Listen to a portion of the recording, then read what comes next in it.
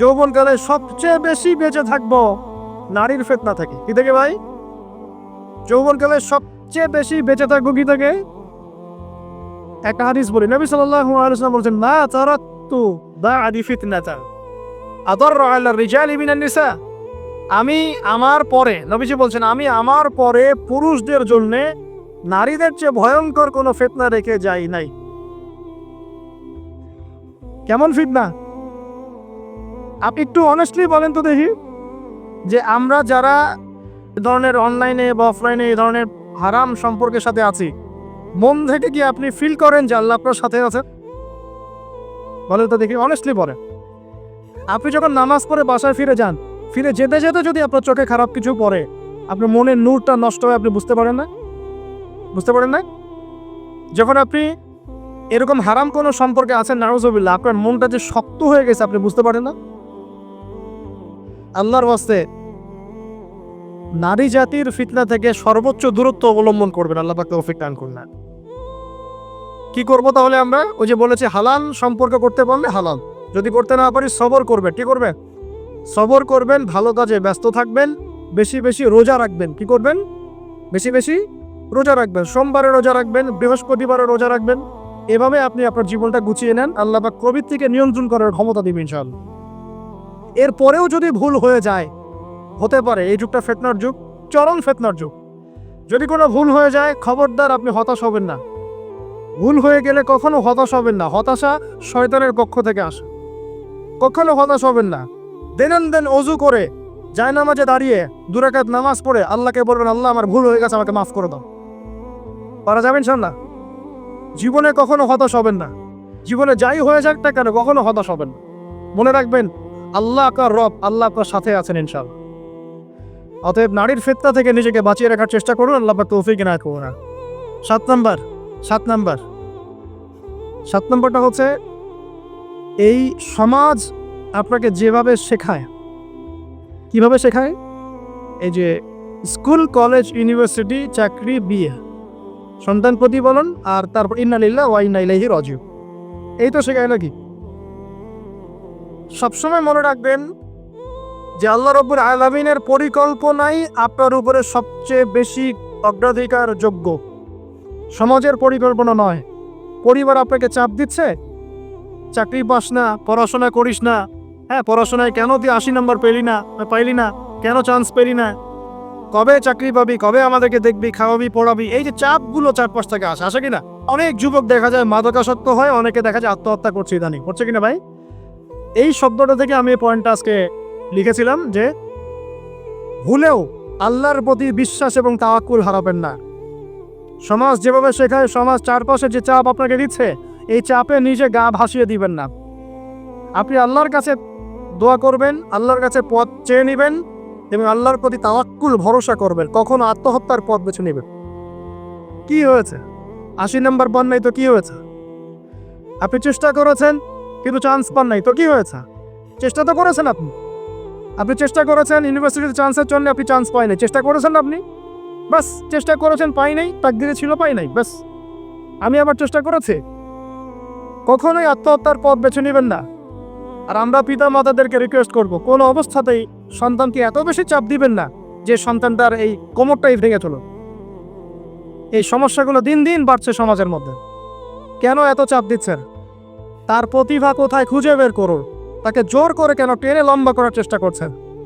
আমাদের সমাজে বাচ্চা হয়ে গেলেই তার পিঠে একটা সিল মেরে দেই, হয় ডাক্তার না হলে ইঞ্জিনিয়ার। কেন? এর বাইরে কোনো প্রফেশন নাই? আমার সন্তানকে হয় ঢাকা বিশ্ববিদ্যালয়ে চান্স পেতে হবে, না হলে বুয়েটে, না হলে এর বাইরে আর কোথাও পড়ারই জায়গা নাই। আর এখানে পড়লেই আমার সে ছেলে না আমার মেয়ে একদম সবচেয়ে বড় জ্ঞানী হবে, অন্য কোনোভাবে হবে না, এটা গ্যারান্টি দেওয়া আছে? যারা সভ্যতা বিনির্মাণ করেছেন তারা কয়জন বড় বড় ডিগ্রির সার্টিফিকেট পেয়েছেন খুঁজে বের করে দেখেন, খুঁজে বের করে। আমরা ফিলোসফির মধ্যে যে ফিলোসফারদের হিস্ট্রি পড়েছিলাম, তাদের মধ্যে বেশিরভাগই দেখা যায় স্কুলেও যায় না, কলেজেও যায়। আছে না এমন? আছে। আমি বলছি না আপনারা যাবেন না, আমি বলছি জ্ঞানের মানদণ্ড এটাই নয় যে আমার সার্টিফিকেট অর্জিত হয়েছে। সার্টিফিকেটটাই জ্ঞানের মানদণ্ড নয় তো। হ্যাঁ, প্রতিযোগিতার একটা জগৎ আছে, আমাকে সে জগৎ উতরাতে হবে। আপনি চেষ্টা করবেন, যদি না হয় তাকদীরে ছিল, হয় নাই, ব্যাস হয়। আমাকে আল্লাহ পাঠিয়েছেন তার ইবাদত করার জন্য, এখানে আত্মহত্যা করার জন্য আল্লাহ আমাকে পাঠান না। আমার জীবন যদি দিতেই হয় তাহলে আল্লাহর জন্য দিব ইনশাআল্লাহ। ঠিক আছে কথার? ব্যাস, দুনিয়ার জন্য না। আল্লাহ পাক বোঝার তৌফিক দান করুন। কটা বললাম? 7টা না 8টা? 7টা। 8 নাম্বার। 8 নাম্বারটা ইম্পর্টেন্ট এবং এটা আপনাদের জন্য মজাদার। সেটা হলো 8 নাম্বারটা বেশি ইম্পর্টেন্ট। এটা হচ্ছে দিনের পথে চলার ক্ষেত্রে আপনি অনেক রকম মতবাদ পাবেন সামনে। কেউ বলবে আমারটা সঠিক, কেউ বলবে না ওরটা নয়, আমারটা সঠিক, কেউ বলবে না আমার দলটা সঠিক, কেউ বলবে না ওর সংগঠন সঠিক। এগুলো আপনার কান ভারী করে ফেলবে একটু। তখন মনে হবে যে আগেই ভালো ছিলাম রে ভাই, নামাজ পড়তাম না। এখন নামাজ পড়া শুরু করে দেখলাম যে আরে হাতটা বাঁধবো কোথায়, এটাই তো ফিক্স করতে পারতেছি না। আর আমার কিছু তো অভিজ্ঞতা আছে ভাই, নাকি ভাই? ওর আলোকে একটা কথা বল, সেটা হলো সমাজে কিছু ইখতিলাফি মাসআলা আছে, এই মাসআলাগুলো কানেও ঠুকাবেন না। আপনি ইবাদতের মধ্য দিয়ে আল্লাহকে পাওয়ার চেষ্টা করুন। এবং চিরায়ত একটা ইসলাম আমরা ফলো করছি না, এই ইসলামের মধ্যে এমন কিছু নাই যেটা আপনাকে জাহান্নামে নিয়ে যাবে, এমন কিছু নাই। হ্যাঁ, প্রত্যেকটা ঘরানার মধ্যে কিছু বিভ্রান্ত মানুষ থাকতে পারে। এমন কিছু মানুষ এমন আমল করছে যে আমলটা হয়তো কোরআন এবং হাদিসে নাই। এটা তার সমস্যা, কোরআন সুন্নাহর সমস্যা না। কথা বুঝতে পারছেন? এটা তার সমস্যা, সে এটাকে সেই বেদাতটা করছে, সেইটা করছে। তার মানে এই নয় যে কোরআন হাদিস আমাকে শিরক শিখিয়েছে, বেদাত শিখিয়েছে। কোরআন এবং হাদিসে যেটা আছে এটা সুন্দর, এবং এটা চিরায়ত একটা ক্লাসিক্যাল ইসলাম আমাদের কন্টিনেন্টে আছে, বাংলাদেশেও আছে। এখানে থাকলে আপনি বিভ্রান্ত হবেন না ইনশাআল্লাহ তাআলা। বরেণ্য ওলামায়ে কেরামদের কাছে গিয়ে অন্তত একজন হকপন্থী আলেমের সাথে পরামর্শ করে আপনি আমল করার চেষ্টা করুন। আর যে বিষয়গুলো নিয়ে ইখতিলাফ আছে এগুলো নিয়ে সমাজে মতপার্থক্য সৃষ্টি করে সমাজটাকে বিভক্ত করতে যায় না। আল্লাহর ওয়াস্তে মসজিদ ভাগ করতে যায় না, সমাজকে ভাগ করতে যায় না। জাতিগত ঐক্যটা রক্ষা করেন, আল্লাহ পাক বোঝার তৌফিক দান। আর যদি মানুষের মধ্যে খারাপ কিছু দেখি, ওই খারাপ কিছু বিষয়টা আমি এড়িয়ে যাবো ইনশাআল্লাহ। আর কোনটা ভালো কোনটা খারাপ আমি বুঝবো কিভাবে? আমি 10 জন আলেমের সাথে পরামর্শ করবো, বাস। আমি এত বড় আলেম নই, তাহলে আমি 10 জন আলেমের সাথে পরামর্শ করব যে হুজুর এই বিষয়টা চলছে, এটা সম্পর্কে আসলে বিষয়টা কি। একটা ঘরানার দিকে কখনো আপনি সাম্প্রদায়িকভাবে বায়াসড হয়ে যাবেন না। আপনি আপনার চিন্তাটাকে লিবারেল রাখবেন, হকটা যেখানে পাবো সেটা নিয়ে পরিচয়। এমন নয় যে উনি বলেছেন বলেই হক, আর কারোটা নিব না, ওনারটাই নিব, এভাবে চিন্তা করবেন না। হক যেখানে আছে সেখানে যাবেন আপনি ইনশাআল্লাহ।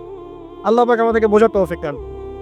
আর যে ইখতিলাফগুলো আছে এগুলো নিয়ে সমাজকে বিভক্ত করতে যায় না, মতানৈক্য নিয়েই ঐক্য হবে ইনশাআল্লাহ তাআলা। আল্লাহ পাক আমাদেরকে এই কথাটা বোঝার তৌফিক দান। আর শেষের দুটো হলো যৌবনকালে আমরা আমাদের পরবর্তী জীবনের প্রস্তুতি গ্রহণ করবো ইনশাআল্লাহ। কারণ বার্ধক্যের জীবনে আপনি কিন্তু এই কাজগুলো এখন করতে পারছেন, সেগুলো পরে পারবেন না। অতএব এই সময়ই আপনি আপনার রিজিকের একটা অংশ সঞ্চয় করার চেষ্টা করুন, কিছু সাস্টেইনেবল অ্যাসেট করার চেষ্টা করুন, যাতে পরবর্তী বয়সে গিয়ে আপনাকে দিনের দিকে কাজ করার জন্য দুনিয়ার ফেতনায় পড়তে না হয়। আল্লাহ পাক আপনাদেরকে হালাল রিজিকের ব্যবস্থা করে দিন, আমি দোয়া করি, আল্লাহুম্মা আমিন। আর সবশেষ যেটা বলতে চাচ্ছিলাম, দেখুন যৌবনকালে আমরা যা করতে পারবো অন্য সময় পারি না। তাই এই যৌবনেই ইলম অর্জন করে আল্লাহ পাকের দ্বীনের এই দাওয়াতের মেহনত আমরা শহরে শহরে, গ্রামে গঞ্জে, জেলায় উপজেলায়, প্রত্যন্ত অঞ্চলের সমস্ত জায়গায় পৌঁছে দিব ইনশাআল্লাহ। যৌবনকালে আমরা বেশি বেশি দাওয়াতি কাজ করার চেষ্টা করবো, আল্লাহ পাক তৌফিক দান।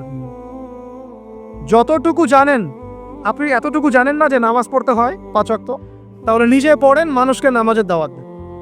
আপনি এতটুকু জানেন না যে ভাই সুদ খাওয়া হারাম, জানেন কিনা ভাই? ব্যাস, আপনি মানুষকে বলেন যে ভাই হালাল খাই, সুদ না খাই।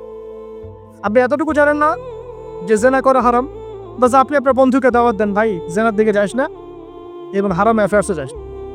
যতটুকু জানেন অতটুকু মানুষের কাছে পৌঁছে দেন, আল্লাহ পাক তৌফিক দান। যুবক ভাইদেরকে আমি এই 10টা নসিহত পড়লাম আজ, এই নসিহতগুলো একটু মেনে চলেন, যৌবনটা সুন্দর হবে ইনশাআল্লাহ। এছাড়া আর অনেক নসিহত আছে, এগুলো ওই যে বইগুলোর নাম বলে দিয়েছি, আল্লামা তাওয়াক্কুল উসমানী হুজুরের যে বইগুলো, এগুলো পড়েন, ইনশাআল্লাহ দেখবেন আরো অনেক হেদায়েত আপনি পাবেন। মোটা দাগে কথা হচ্ছে ইলম অর্জন করতে হবে। রাজি আছে কিনা ভাই? রাজি আছে কিনা বলেন? ইলম অনুযায়ী আমল বাড়িয়ে দিব, রাজি আছে কিনা? হকপন্থী ওলামায়ে কেরামের সাথে পরামর্শ করে চলবো, রাজি আছে কিনা? আমরা যৌবনকালে হালাল রিজিক অন্বেষণের চেষ্টা করবো, রাজি আছে কিনা? যৌবনের সময়কে বিন্যাস করে চলবো, এলোমেলো জীবনযাপন করবো না, রাজি আছে কিনা? নারীদের ফেতনা থেকে বেঁচে থাকার চেষ্টা করবো, রাজি আছে কিনা? আগামী দিনের জন্য, ইসলামকে এগিয়ে নেওয়ার জন্য দাওয়াতের মেহনত করবো, রাজি আছে কিনা? আচ্ছা, এখন আসা, এগুলো আমাদের করণীয় ছিল, আমাদের যুবকরা এখন করছে কি সেটা শুন। আমাদের যুবকরা এখন কিশোর গ্যাং করছে, কিশোর গ্যাং কি করছে? আপনাদের পরিবারের কর্তা যারা আছেন তাদেরকে আমি একটু রিকোয়েস্ট করবো, আপনার সন্তানের দিকে খেয়াল রাখেন। আপনার সন্তানকে যত ছোট মনে করছেন, আপনার সন্তান এখন এত ছোট নয়। কিশোর বয়সে সে এমন পাপও করে ফেলেছে যা আপনি এখনো করেন নাই। কিশোর বয়সে এমন এমন পাপ করা তার শেষ যা আপনি এখনো চিন্তাও করতে পারেন। অতএব সন্তানকে শুধু গায়ে গতরে বড় করলে হয় না। আমরা যে সন্তানকে মানুষ করার জন্য নিজের ঘাম ঝেড়ে দিচ্ছি, মানুষ করার অর্থ হচ্ছে ওর আত্মাটাকে গড়ে তোলা, দেহটাকে গড়ে তোলা নয়। আর আত্মাটাকে গড়ে তোলো। সন্তানের দিকে খেয়াল রাখেন। ঢাকা শহরে কিশোর গ্যাংয়ের দৌরত্ব টেকা যাচ্ছে না। রাস্তাঘাটে ছিনতাই করছে, মাদক সেবন করছে, মানুষের সম্পদ মোবাইল ডুব করে কেড়ে নিয়ে দৌড় দিচ্ছে, এক গ্যাং আর গ্যাংয়ের সাথে মারামারি করছে। এগুলো শিখছে কোত্থেকে? এগুলো শিখছে আপনার ওই যে অপসংস্কৃতি থেকে থেকে পশ্চিম থেকে, আমাদের পার্শ্ববর্তী থেকে অনেক অপসংস্কৃতি ঢুকছে ভিতরে। ওটা দেখে দেখে দেখে দেখে শিখছে কি করতে হয় না। দুইটা গ্যাং তৈরি করছে এবং সিনেমাতে যেমন দেখানো হয় সে নিজেকে ওই রকম করে চিন্তা করা শুরু করেছে। এই কনসেপ্টগুলো মানুষ পাচ্ছে কোথায়? নাটক সিনেমা থেকে পাচ্ছে। একটা দল ক্রিয়েট করেছে, সে সেই দলের নেতা হয়েছে, আরেক দল তাকে মারতে আসছে, সে আবার তাকে মারতে যাচ্ছে। এই যে জিনিসগুলো, এগুলো নাটক সিনেমায় দেখানো হচ্ছে না? যুবকরা শিখছে কোত্থেকে এগুলা? বাংলাদেশের মেয়েদেরকে একসময় শেখানো হয়েছে তুমি সুন্দর না, তুমি কি না, তাদের মনে ঢোকান তুমি সুন্দর না, আরো সুন্দর হতে চাও, আরো সুন্দর হতে চাও, এই ক্রিম মাখো সুন্দর হয়ে যা। এই একটা কনসেপ্ট ঢুকিয়ে দিছে মাথায়, তুমি সুন্দর না, তোমাকে আরো সুন্দর হতে হবে। আল্লাহ তোমাকে যে সৌন্দর্য দিয়েছেন এটা যথেষ্ট না, অন্যরা আরো অনেক বেশি সুন্দর, তুমি সুন্দর না, এই ক্রিম মাখো সুন্দর হবে। এই করতে করতে করতে ক্রিমের ব্যবসা শুরু হবে। বাণিজ্য, সবকিছুর পিছনে কি থাকে? বাণিজ্য, আর কিছু না। তারপর শুরু হলো যে পার্লার, অমুক ক্রিম তমুক ক্রিম, অমুক সোনো, এই সেই, বাস মেয়েরা পাগল হয়ে ব্যাস। নতুন নতুন আমরা আমাদের সংস্কৃতি ধারণ করে যে কাপড় চোপড়গুলো পরি, কিছু মানুষ শেখানো এর চেয়ে এই ফ্যাশনটা ভালো, এটা পরো। বাস ঈদে ঈদে নতুন নতুন ফ্যাশন আসা শুরু করবো। আর পাঞ্জাবি পায়জামা পরা তো আমাদের বাপদাদাদের শুনলো, বাঙালিদেরই শুনলো। সব বাদ দিয়ে এখন আমরা কি শুরু করেছি দেখেন তো। এগুলো কিন্তু মিডিয়া দিয়ে আপনাদেরকে ঢোকানো হয়, মিডিয়া থ্রু দিয়ে। আমরা দেখছি এখন যুবকরা, বহু যুবক মাদকাসক্ত হয়ে যাচ্ছেন, হচ্ছেন কিনা? কিসের এত হতাশা ভাই? কি হয়েছে? আপনার গার্লফ্রেন্ড আপনাকে ছেড়ে চলে গেছে? তা গেছে না, হয়তো কি হয়েছে ভাই? কি হয়েছে? কাকে গার্লফ্রেন্ড ছেড়ে চলে গেছে তো কি হয়েছে? আল্লাহ পাকের জমিনে কি মেয়ের অভাব নাকি? 40 জন নারীর দায়িত্ব একটা ছেলেকে নিতে হবে সে জামানায়, মানে মা, বোন, ফুপু, খালা, স্ত্রী, এই সব মিলে 40 জন কাঁধে উঠে যাবে। এখন ঘরে ঘরে মেয়েদের সংখ্যা বাড়ছে না? নবীজি বলেছে শেষ জামানায় মেয়েদের সংখ্যা বাড়বে, ছেলেদের সংখ্যা কমবে। কমছে কিনা ছেলেদের সংখ্যা? এখন হয়তো এভারেজ 100, 104, পরে দেখবেন আরো বেড়ে গেছে। শুধু আমেরিকার হিস্ট্রি ঘেটে দেখেন, ওখানে ছেলে মেয়ের অনুপাতটা কেমন কমছে, সব জায়গাতেই আরো সামনে কমবে। তো একজন গার্লফ্রেন্ড আপনাকে ছেলে চলে গেছে, বাস জীবনটা উৎসর্গ করে দিতে হবে তার জন্য? এখন কি ফেন্সিডিল, গাঁজা, ইয়াবা এগুলো সেবন করতে হবে? আপনাকে কে সৃষ্টি করেছেন ভাই? কি উদ্দেশ্যে? প্রথমে কি একটা বলেছে, কি উদ্দেশ্যে? আমাকে আল্লাহ পাঠিয়েছেন দুনিয়াতে নামাজ পড়তে, রোজা রাখতে, দিনের প্রচার করতে, দিনের জ্ঞান অর্জন করতে, এই তো। তা আমি একজন মেয়ের জন্য জীবন নষ্ট করে দিব কেন? আমি তাহলে আল্লাহর কাছে কি মুখ দেখাবো আর নবীর কাছে কি মুখ দেখাবো? ওখানে গিয়ে বলবো আল্লাহ আমি আমার অমুক প্রেমিকার জন্য আশেক হয়ে একদম জীবন দিয়ে দিয়েছি, আত্মহত্যা করেছে? গেছে ভাই, যাইতে দেন। যে ব্যক্তি আপনার অবস্থানকে মূল্যায়ন করে নাই সে আপনার যোগ্য ছিল না। এখন আপনি কি করবেন? নিজের অবস্থান উন্নত করেন, আপনার পিছনে লাইন ধরে ঘুরবে যান। এটাই বাস্তবতা। দুনিয়া খুব খারাপ জিনিস। মানুষ মানুষের অবস্থানকে মূল্যায়ন করে, মানুষ মানুষের অবস্থানকেই মূল্যায়ন করে, কিন্তু আল্লাহ রাব্বুল আলামিন আপনাকে সর্বাবস্থায় ভালোবাসেন। আলহামদুলিল্লাহ। এই যে আমরা এখন অনেক পাপ করছি না, আল্লাহকে আমাদেরকে আযাব দিয়ে ধ্বংস করে দিয়েছেন। আল্লাহ পাক এখনো আমাদেরকে ভালোবাসেন, রহম করেন, অপেক্ষায়। আল্লাহ পাক অপেক্ষা করছেন কখন তওবা করবে, আমি তওবা কবুল করব। এই কখন আমার বান্দা খালি একবার বলে আস্তাগফিরুল্লাহ, আল্লাহ পাক সাথে সাথে মাফ করে দিবেন। আর সেই আল্লাহকে ভুলে আপনি কার পিছনে ছুটছেন? আমরা কিন্তু নিয়ত করতে পারি ভাই যে আমরা যারা ওয়াজ শুনলাম জীবনে কোনোদিন সিগারেটে হাত দিব না। চল, রাজি আছি ভাই? অন্য বড় বড় জিনিস তো বহুত দূরের কথা। আচ্ছা, অনেকে রাজি হয় নাই কেন? আপনারা কি অলরেডি আসক্ত? আমি অনেক ভাইকে দেখেছি মাশাআল্লাহ ইফতার খুলেই একদম বেনসন টানা শুরু কর। হ্যাঁ, এটা যে হারাম আপনাদের কেউ ওয়াজ করে শোনায় নাই? এটাকে কি মনে করেন আপনারা, হারাম না হালাল? কেউ বলেছে মাকরু, নাকি মাকরু ফতোয়া দিয়েছে? মাকরু শব্দের অর্থ জানেন আপনি? মাকরু শব্দের অর্থ কি? শোনেন, সূরা বনী ইসরাইল খুলবেন। কোন সূরা? সূরা বনী ইসরাইল। আল্লাহ পাক বলছেন আমি বনু ইসরাইলকে এই কাজগুলো করতে নিষেধ করেছি। কোন কোন কাজ? জেনা করো না, জেনার ধার কাছে যেও না, এতিমের মাল আত্মসাৎ করো না, শিরিক করো না ইত্যাদি। যারা আলেম আছেন তারা আমার কথা বুঝবে। এই কাজগুলোর পরে আল্লাহ পাক বলছেন যে এই প্রত্যেকটা কাজ আল্লাহর কাছে মাকরুহ, অপছন্দের। কিসের? অপছন্দ। আর এটাকে আপনি সহজ মনে করছেন? নিয়াত করি আল্লাহ পাকের সন্তুষ্টির জন্য আমরা কোনোদিনও মাদকের সাথে সম্পৃক্ত হব না ইনশাআল্লাহ। আর বিশ্বাস করেন, শুধুমাত্র মাদকদ্রব্য নিয়ন্ত্রণ অধিদপ্তর এই আইন কানুন এগুলো দিয়ে, জরিমানা দিয়ে মানুষকে মাদক ছাড়ানো যাচ্ছে না, যাবে না। কেন যাবে না এটা আপনারা খুব ভালো করেই জানেন, আমি বলতে চাচ্ছি না। অনেক সময় মাদক বিরোধী কনসার্ট করে মানুষ, মাদক বিরোধী কনসার্টে ওঠার আগে এক বোতল ডাইল খেয়ে আসে একটা। এগুলো কি বাস্তব কথা বলছি না অবাস্তব কথা বলছি? আমাদের যুবক ভাইরা কোশ্চেন কালেও মাদকের ধার কাছে যাবেন না। একটা হাদিস খালি মনে রাখেন, এই হাদিসটা মনে রাখেন। নবী সাল্লাল্লাহু আলাইহি ওয়াসাল্লাম বলেছেন, কেউ যদি মাদকদ্রব্য সেবন করে তার 40 দিনের নামাজ কবুল হবে। সিগারেট একটা খেয়েছি, 40 দিন নামাজ নাই। এরপর যদি সে তওবা করে আল্লাহ মাফ করে দিবে।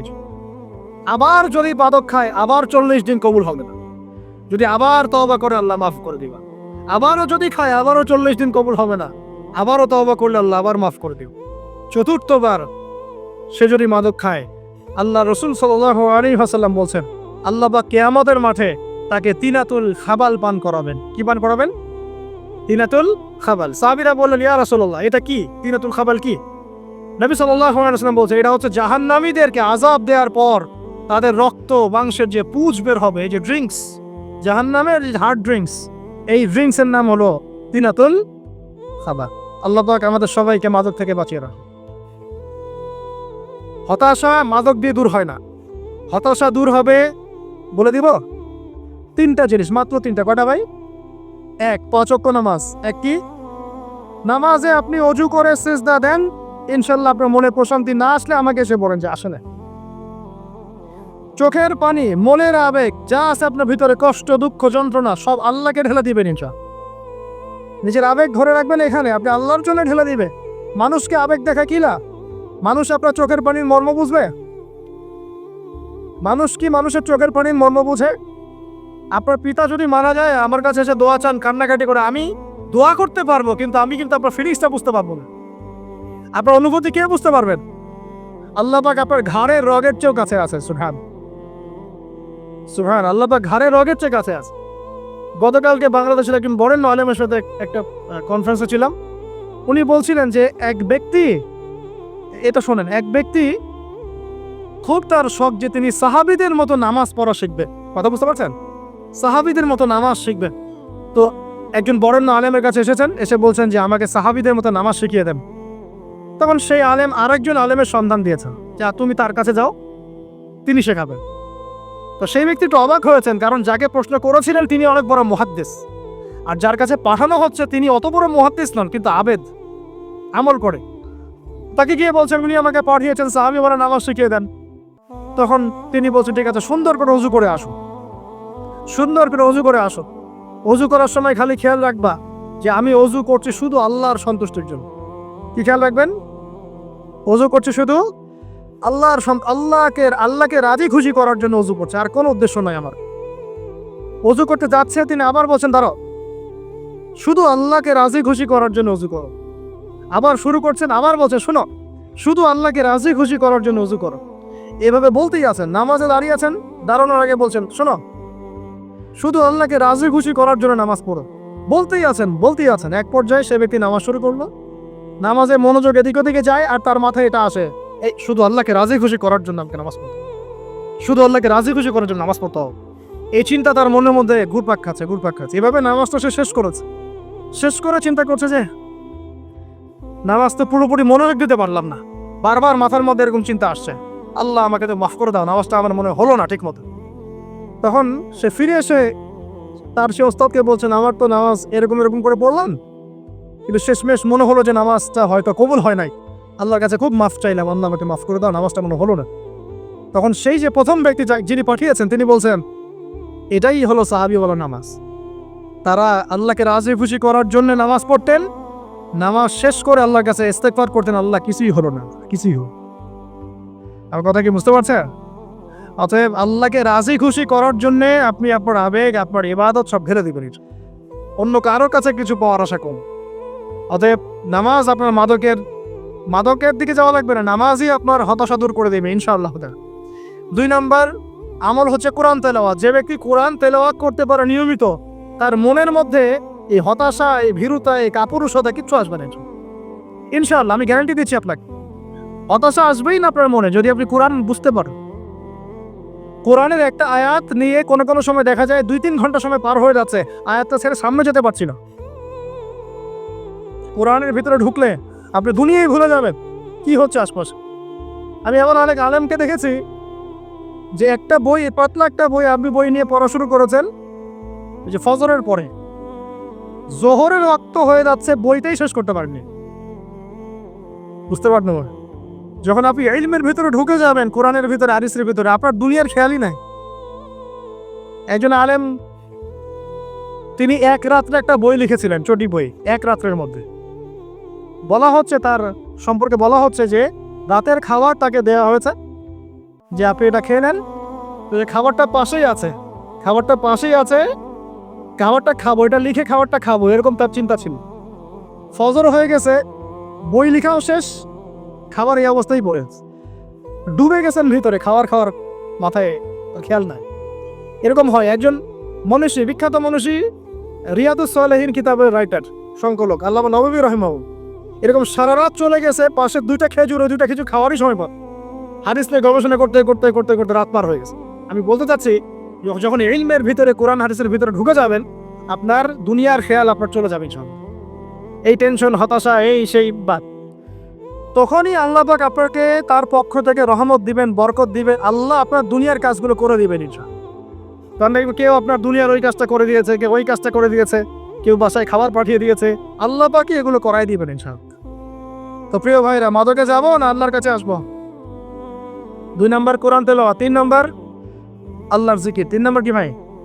আল্লাহর জিকির। চলতে ফিরতে সব সময় মুখ চলতে থাকবে, মুখ না চললেও মনে মনে মন তাজা থাকবে, মনে মনে জিকির হতে থাকবে। মনে মনে জিকির করতে পারেন? মুখ নড়বে না, কিন্তু মনে মনে আপনার একটা জিকির হতে থাকবে, সুবহানাল্লাহ, আলহামদুলিল্লাহ, লা ইলাহা ইল্লাল্লাহ, আল্লাহু আকবার। পড়া যাবে? পারে। মানুষের মন কখনো চুপ করে থাকে না, কিন্তু মানুষের মন অলওয়েজ কিছু না কিছু চিন্তা করতে থাকে না, যতক্ষণ না ঘুমায় মানুষ। তো প্রিয় ভাইরা, বেশি বেশি জিকির করবো, সুবহানাল্লাহ, আলহামদুলিল্লাহ, লা ইলাহা ইল্লাল্লাহ, আল্লাহু আকবার, লা হাওলা ওয়ালা কুওয়াতা ইল্লা বিল্লাহ, এগুলো চলতে থাকবে। আল্লাহ পাক তৌফিক দান করুন। আমরা আমাদের সমাজে যুবকদেরকে এরকম টিকটকে দেখছি, অনলাইনে আসক্ত দেখছি, জেনায় আসক্ত দেখছি, আমরা দেখছি আমাদের যুব সমাজকে মাদকে আসক্ত, কিশোর গ্যাংয়ে আসক্ত। এইগুলো কি আমাদের কাম্য ছিল ভাই? আমাদের কাম্য ছিল?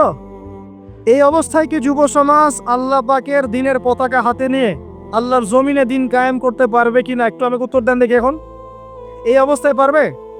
অতএব অবস্থার উন্নতি করতে হবে কিনা, উন্নতির জন্য রাজি আছি কিনা ইনশাআল্লাহ? আমরা চাই কি আল্লাহ পাকের দিনটা আল্লাহর জমিনে প্রতিষ্ঠা লাভ করুক, আল্লাহর দিন সবার ঘরে ঘরে পৌঁছে যাক, আল্লাহ পাকের দিনের যে সৌন্দর্য সবাই সেটাই, এই সৌরভটা সবাই পাক, আমরা চাই কিনা?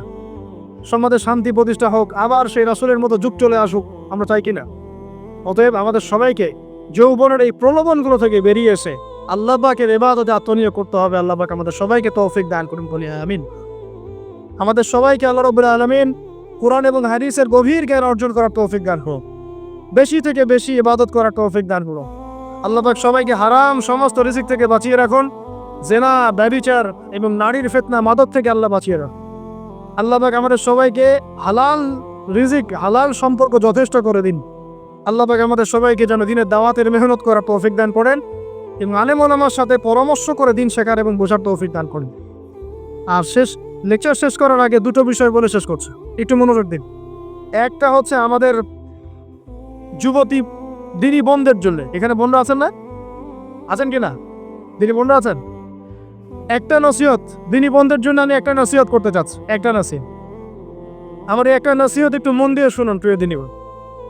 রাসূলুল্লাহ সাল্লাল্লাহু আলাইহি ওয়াসাল্লাম আমাদের দিনী বোনদের জন্য জান্নাতে যাওয়ার একটা ফর্মুলা বলে দিয়েছেন। আমি কি বলবো সেটা? আচ্ছা, রাসূলুল্লাহ সাল্লাল্লাহু আলাইহি ওয়াসাল্লাম বলেছেন আমাদের দিনী বোনেরা, আমাদের মায়েরা, এই নারী জাতি মাত্র 4টা কাজ করলে জান্নাতের যে কোনো দরজার ইচ্ছা প্রবেশ করতে পারবে। খুশি হন নাই? কয়টা কাজ? মাত্র 4টা। এক, যদি আমাদের দিনী বোনেরা 5 ওয়াক্ত নামাজটা ওয়াক্ত মতো পড়ে, আল্লাহ পাক তৌফিক দান করো, বলি আমিন। 2 নম্বর, যদি তারা রমাদান মাসের রোজাটাকে ঠিক মতো আদায় করতে পারে। 1 নম্বর 5 ওয়াক্ত নামাজ ঠিকঠাক আদায় করা, 2 নম্বর রমজান মাসে সওম রাখা, 3 নম্বর তাদের লজ্জাস্থানের হেফাজত করা, মানে শরঈ পর্দা মেনটেন করা, শরঈ পর্দা মেনটেন করা। এবং আমি বলে দেই, চেহারাটা আপনাদের পর্দার অন্তর্ভুক্ত। এটা নিয়ে অনেক বাকবিতণ্ডা হয় না সমাজে, চেহারা দেখানো যাবে কি যাবে না ইত্যাদি। চেহারা আপনার পর্দার অন্তর্ভুক্ত বিষয়, ফুল স্টপ। এর উপরে ফতোয়া অনেকভাবে দিচ্ছে, কিন্তু বরেণ্য উলামায়ে কেরামের কিতাবগুলো ঘাটাঘাটি করেন, তাদের ফতোয়া হচ্ছে চেহারা আপনার পর্দার অন্তর্ভুক্ত বিষয়, চেহারা ঢেকে রাখবেন, আল্লাহ পাক তৌফিক দান করুন। চোখ থাকবে খোলা, ঠিক আছে।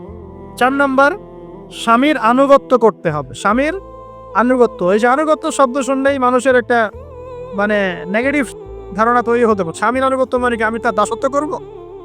আনুগত্য মানে, প্রিয় দিনী বোন, আনুগত্য মানে দাসত্ব নয়। আনুগত্য মানে কোরআন সুন্নাহর যে বিধানগুলো আপনার স্বামী আপনাকে পালন করতে বলবে, আপনি সেগুলো করবে, আপনি করতে বাধ্য। কিন্তু স্বামী যদি কোরআন সুন্নাহর বাইরে কিছু করতে বলে, সেটা মানতে আপনি বাধ্য নন। স্বামী যদি আপনাকে বলে যে সুদ খাও, এই যে সুদি এনজিওতে আসো, নাম লেখাও। স্বামী যদি আপনাকে বলে যে আসো বেপর্দায় বাইরে যাই, সাজুগুজু করে বের হও, চলো ঘুরে আসে বেপর্দায়। স্বামী যদি বলে দেবরকে একটু খাবারটা দিয়ে আসো, আমার অফিসের কলিগ আসছে, খাবার পরিবেশন করো, আসো ডাইনিংয়ে আসো, এই যে হারাম কাজ, বেপর্দার আদেশ করছে, সুদের আদেশ করছে, আপনি সেগুলো পালন করবেন। কিন্তু হালাল বৈধ যে কোনো বিষয় আপনি স্বামীর আনুগত্য করবেন, এটা আপনার উপর ফরজ। এই 4টা কাজ যদি আপনি করতে পারেন, জান্নাতের যে কোনো দরজারই ইচ্ছা আপনি প্রবেশ করতে পারবেন ইনশাআল্লাহ। আল্লাহ পাক আমাদের দিনী বোনদেরকে এই 4টা কাজ করা তৌফিক দান করুন। আমাদের সবাইকে আল্লাহ পাক জান্নাতের জন্য কবুল করুন, বলি আমিন। আরেকটা বিষয় বলতে চাচ্ছিলাম, সেটা হলো ওই যে প্রথমে বলেছি যে সূরা ইউসুফের সেই সমাধানটা বলবো কি না? আচ্ছা, সূরা ইউসুফটা ইনশাআল্লাহ আমি আরেকদিন পুরো সূরাটা সংক্ষিপ্ত করে আলোচনা করব ইনশাআল্লাহ। যদি একটা লেকচারে সম্ভব হবে বলে মনে হচ্ছে না আমার কাছে, 2টা বা 3টা লেকচারে নিয়ে আসবো ইনশাআল্লাহ। তবে আজকে একটা চিজ খালি বলছি, ইউসুফ আলাইহিস সালামের জীবনটা খুবই ট্র্যাজেডিপূর্ণ। নবীর পরিবার থেকে ভাইদের শত্রুতায় ওই যে কূপে চলে গেলেন, কূপ থেকে চলে আসলেন মিশরের বাজারে, সেখান থেকে বিক্রি করে দেওয়া হলো তাকে, রাজা তাকে কিনে নিলেন, তারপরে সেখানে তিনি বড় হতে লাগলেন রাজপ্রাসাদে। তারপরে ওই যে রাজার কি স্ত্রী তাকে জেনার জন্য আহ্বান করেছিল, সেখান থেকে তিনি জেলখানায় চলে গেলেন, আবার জেলখানা থেকে আবার মিশরের খাদ্য মন্ত্রণালয়ের দায়িত্ব পেলেন, তারপরে তিনি মিশরের শাসকের দায়িত্ব পেয়ে গেছেন, তাই তো? আচ্ছা, এর মধ্যে একটা জায়গা খালি বলবো আজকে। টপিকটা কি দিবা তোমরা? টপিকটা হচ্ছে চলমান বৈশ্বিক অর্থনৈতিক সংকটে ইউসুফ আলাইহিস সালামের সমাধান। মনে থাকবে? চলমান এই বৈশ্বিক অর্থনৈতিক সংকটে ইউসুফ আলাইহিস সালামের সমাধান কিছু। ইউসুফ আলাইহিস সালাম জেলখানায়, কোথায় বলেন তো? জেলখানায়। তখন 2জন ব্যক্তি তাকে বলছে, ইউসুফ, আমরা 2জন 2টো স্বপ্ন দেখেছি, তুমি কি স্বপ্নের ব্যাখ্যা দিতে পারবে? আমরা তোমাকে সত্যবাদী বলে মনে করি। ইউসুফ আলাইহিস সালাম বলছেন, খাবার আসার আগেই তোমাদেরকে স্বপ্নের ব্যাখ্যা দিন। একজন বলছে, আমি দেখলাম আমার মাথায় রুটি রাখা আছে, আর পাখি এসে রুটির থেকে খেয়ে ফেলছে। আমার কথা বুঝতে পারছেন কিনা ভাই? আচ্ছা, 2 নম্বর, দ্বিতীয় ব্যক্তি বলছে, আমি দেখলাম আমি শরাব পান করাচ্ছি আমার মনিবকে। কথা বুঝতে পারছেন? এখন ইউসুফ আলাইহিস সালাম বলছেন, তুমি যে শরাব পান করাচ্ছ মনিবকে, তোমাকে অতি সত্বর মুক্তি দেওয়া হবে, ইনশাআল্লাহ। আর যার মাথার উপর থেকে রুটি খেয়ে নেওয়া হচ্ছে তাকে শুলদণ্ড দেওয়া হবে, মৃত্যুদণ্ড দেওয়া হবে। কি বললেন? একজনকে দেওয়া হবে মৃত্যুদণ্ড, একজন কি হবে? ছাড়া পাবে। আর যাকে মনে হলো যে ছাড়া পাবে, ইউসুফ আলাইহিস সালাম বললেন, তুমি যখন ছাড়া পাবে তোমার মনিবের কাছে, মালিকের কাছে আমার কথা বলো, আমার কথা আলোচনা করো। কিন্তু শয়তান তাকে ভুলিয়ে দিল, সে আর কথা বলতে পারল। আরো কয়েক বছর চলে গেল, ইউসুফ আলাইহিস সালাম তখনও জেলেই আছে। একদিন এই রাজা স্বপ্ন দেখলেন। কি স্বপ্ন দেখলেন? যে 7টা পাতলা পাতলা গাভী, মোটা মোটা 7টা গাভীকে খেয়ে ফেলছে। 7টা কি গাভী? জীর্ণ শীর্ণ গাভী, 7টা মোটা তাজা গাভীকে খেয়ে ফেলছে। আর দেখলেন 7টা সবুজ শীষ, শীষ বোঝেন কিনা? এই ধানের শীষ না বাকি, সবুজ শীষ। আর দেখছেন এই যে শীষ মরে গেলে যেমন দেখায় না একটা রং, এরকম শেষ। এখন রাজা খুব চিন্তিত হয়ে পড়লেন যে আসলে এই স্বপ্নের কি ব্যাখ্যা। তিনি সবাইকে ডেকে বললেন, স্বপ্নের ব্যাখ্যা কি তোমরা জানো? তখন রাজ্য পরিষদের এই যে এমপি মন্ত্রী যারা আছে তারা বলছে, না এটা কি স্বপ্ন, আর দুঃখ আসলাম, এটা একটা বাজে স্বপ্ন, উদ্ভট স্বপ্ন, আমরা এগুলার মানে জানি না। আমরা হলো তাই তো বলতাম নাকি ভাই? কিন্তু ওই ব্যক্তি স্মরণ হয়ে গেল যে ছাড়া পেয়েছে, আরে ইউসুফ তো স্বপ্নের ব্যাখ্যা দিতে পারে। দৌড়ে গেলেন তিনি জেলখানায়। ইউসুফ আইয়ুহা সিদ্দিক, হে সত্যবাদী নবী ইউসুফ, আমাকে কি এই স্বপ্নের ব্যাখ্যা বলতে পারবেন? 7টা জীর্ণ শীর্ণ গাভী 7টা মোটা তাজা গাভীকে খেয়ে ফেলছে। ইউসুফ আলাইহিস সালাম এই স্বপ্ন শুনে বললেন, ইউসুফ আলাইহিস সালাম শুধু স্বপ্নের ব্যাখ্যাই দিলেন না, বরং এই স্বপ্ন যে সত্য এটা তিনি বিশ্বাসও করলেন। এই স্বপ্ন একটা সমস্যাকে নির্দেশ করছে এটাও বুঝে ফেললেন। এই সমস্যার সমাধানও তিনি দিয়ে দিলেন। বলেন সুবহানাল্লাহ। আমার কথা বলছেন, ইউসুফ আলাইহিস সালাম স্বপ্নের ব্যাখ্যা দিচ্ছেন না, বরং স্বপ্নটা যে সত্য তিনি মেনে নিচ্ছেন এবং এই স্বপ্নের ফলে একটা সামনে খারাপ সময় আসতে যাচ্ছে এটা তিনি বিশ্বাস করছেন এবং এর সমাধান তিনি জাতিকে দিচ্ছেন। ইউসুফ আলাইহিস সালাম বলছেন, তোমাদের সামনে 7 বছর দুর্ভিক্ষ হবে। কি হবে বলেন? 7 বছর। সারা বিশ্বের অর্থনৈতিক প্রেক্ষাপট একটু বিবেচনা করেন তো, যে আমরা একটা খারাপ সময় টিকে যাচ্ছি না আস্তে আস্তে, এবং নিরম একটা দুর্ভিক্ষ সারা ওয়ার্ল্ডে চলছে না?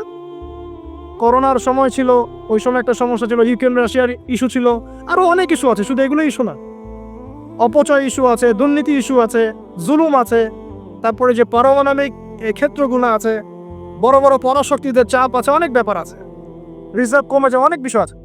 সারা বিশ্ব একটা অর্থনৈতিক মন্দা দেখছে কিনা? ইউসুফ আলাইহিস সালাম বলেন, 7 বছর তোমাদের এখানে প্রচুর ফসল ফলবে। এটা 7টা সবুজ শীষ, প্রচুর ফসল ফলবে তোমাদের এই অঞ্চলের মধ্যে। তোমরা একটা কাজ করো, তোমরা ওই 7 বছরের ফসলের যতটুকু অংশ তোমাদের না খেলে নয়, অতটুকু দিয়ে তোমরা তোমাদের জনগণের চাহিদা পূরণ করো, আর বেশি অংশটাকে রিজার্ভ করে রেখে দিও। আমার কথা বুঝতে পারছেন? ইউসুফ আলাইহিস সালাম বলছেন না যে স্বপ্নটা সত্য, তিনি সমাধান দিচ্ছেন উল্টা। এটা তো হবে সামনে, স্বপ্ন সত্য মিথ্যা তো দূরের কথা, এটা সামনে হতে যাচ্ছে। 7 বছর তোমরা প্রচুর ফসল ফলাবে, এই ফসলের একটা বড় অংশ রিজার্ভ করে রেখে দিও, আর বাকি অংশটা দিয়ে তোমরা জনগণের চাহিদা পূরণ করো। মানে অপচয় করা যাবে না, যাবে কোনো সম্পদ অপচয় করা যাবে। এরপর তোমাদের সামনে আসবে 7টা বছর দুর্ভিক্ষের বছর, আকাশ বৃষ্টি বন্ধ করে দিবে। আকাশ কি করবে? বৃষ্টি বন্ধ করে দেবে। কারণ মানে ওই 7 বছর আমরা কিভাবে চলবো তাহলে? এই যে রিজার্ভ করেছি, এই রিজার্ভ সঞ্চিত সম্পদ দিয়ে আমরা 7 বছর চলব। এরপরে আল্লাহ রাব্বুল আলামিন 8ম বছরে আকাশ থেকে বৃষ্টি বর্ষণ করবেন, আবার ফসল ফলবে। কথা কি বুঝতে পারছেন? এই ব্যাখ্যা অন্যরা দিতে পারলো না, ইউসুফ আলাইহিস সালাম দিতে পারলেন। এই ব্যক্তি দৌড়ে গিয়ে রাজাকে বলল, এই হলো স্বপ্নের ব্যাখ্যা। রাজা, ইউসুফ এই স্বপ্নের ব্যাখ্যা দিয়েছেন। রাজা কত বিচক্ষণ ছিলেন, রাজা সত্য মিথ্যা চিনতেন, তিনি বুঝতেন যে আসলেই সত্য কাকে বলে, মিথ্যা কাকে বলে। এই আমার এমপি মন্ত্রীরা শোনো, তোমরা কেউ সমাধান দিতে পারো নাই, ইউসুফ সমাধান দিয়েছে। ইউসুফকে আমার কাছে নিয়ে আসো, আমি তাকে আমার কাছে নিকটে আসন দিব। বলেন সুবহান। এবার ইউসুফ আলাইহিস সালামকে ডেকে তিনি সম্মানিত করলেন, সম্মানিত করে বললেন যে কোন দায়িত্ব দিলে তুমি আমাদের এই রাজ্যটাকে বাঁচাতে পারবে এই দুর্ভিক্ষের হাত থেকে। ইউসুফ আলাইহিস সালাম নিজে বলছেন, আমি হচ্ছে বিশ্বস্ত মানুষ, আমি হচ্ছে রজুলুন আমিন, আমি বিশ্বস্ত এবং আমি আস্থাভাজন। আমাকে আপনি খাদ্য মন্ত্রণালয়ের দায়িত্ব দেন, ইনশাআল্লাহ আমি এই প্রবলেমগুলো সলভ করবো ইনশাআল্লাহ। এরপর তাকে দায়িত্ব দেওয়া হলো খাদ্য মন্ত্রণালয়ে। 7 বছর তিনি এরকম পলিসি গ্রহণ করলেন, মিশরের লক্ষ লক্ষ মানুষ পরবর্তী 7 বছরের দুর্ভিক্ষ থেকে বেঁচে গেল। কোরআন তো মূল্যায়ন করি না আমরা, আর কোরআনের কথা যারা বলে ওদেরকেও মূল্যায়ন করি। এই জন্য আমরা বলছি বর্তমান চলমান অর্থনৈতিক সংকটের সবচেয়ে বড় বড় সমাধান হচ্ছে এক, ভাই জনগণ হই আর সরকার হই কোনো সম্পদ অপচয় করা যাবে না। আমরা সম্পদ অপচয় করি না? আপনি অজু করেছেন, আপনি এক বালতি পানিতে অজু করেছেন, ট্যাপ ছেড়েছেন, মসজিদের এক বালতি পানি চলে গেছে, কেন পানি অপচয় করুন? আমাদের 5টা ফ্যানের দরকার নেই বাসায়, আপনি 5টা ফ্যান চালাচ্ছেন কেন? আপনি ঘর থেকে বের হলেন, ফ্যান চলছে, কেন চলছে? ঘর মুছেছেন, ফ্যান ছেড়ে দিয়েছেন, এই যে পাখা বাতাসে শুকাবে মাটি, কেন? এসি চালিয়েছেন, 24 ঘন্টা চালানোর কি দরকার? 2 ঘন্টা চালিয়ে বন্ধ করলে হয়? বিদ্যুতের ব্যাপার, গ্যাসের ব্যাপার, তেলের ব্যাপার, আমরা কি কম অপচয় করি মনে হচ্ছে আপনার কাছে? আমরা প্রচুর অপচয় করি।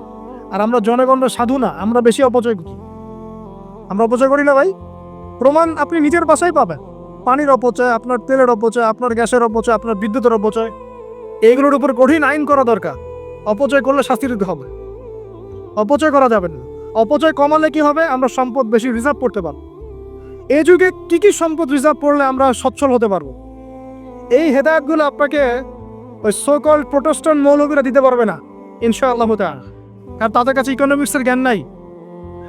এই যুগে যদি আমরা গ্যাস রিজার্ভ করতে পারতাম, তেল রিজার্ভ করতে পারতাম, গোল্ড রিজার্ভ করতে পারতাম, সিলভার রিজার্ভ করতে পারতাম, এবং যে কারেন্সি সারা ওয়ার্ল্ড ওয়াইড চলছে এখন, এগুলোকে রিজার্ভ করতে পারতাম, এবং জনগণের যতটুকুতে প্রয়োজন এতটুকু সাপ্লাই করে বাকিটা রিজার্ভ করে রাখতে পারতাম, আসন্ন সময়ে এটা দিয়ে আমরা বৈশ্বিক সংকট মোকাবেলা করতে পারতাম।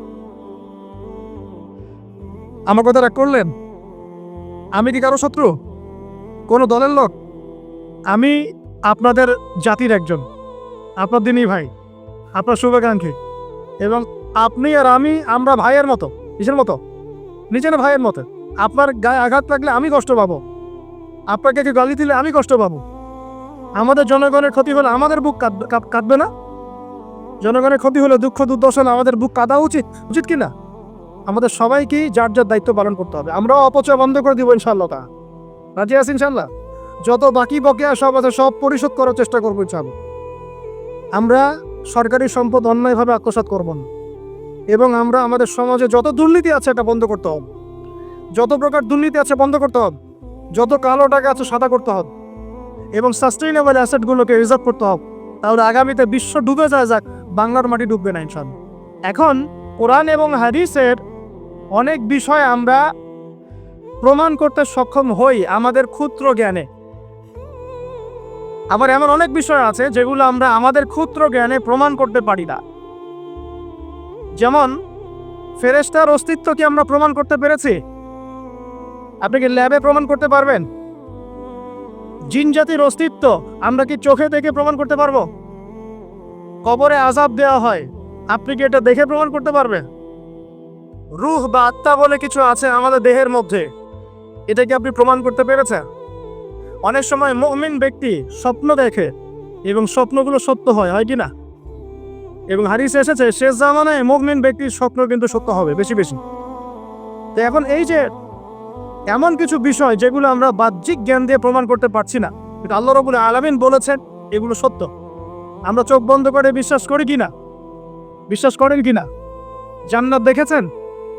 জাহান্নাম দেখেছেন? না দেখে বিশ্বাস করি কিনা? ইমানের কয়টা পিলার বলেন তো দেখে ভাই? কয়টা?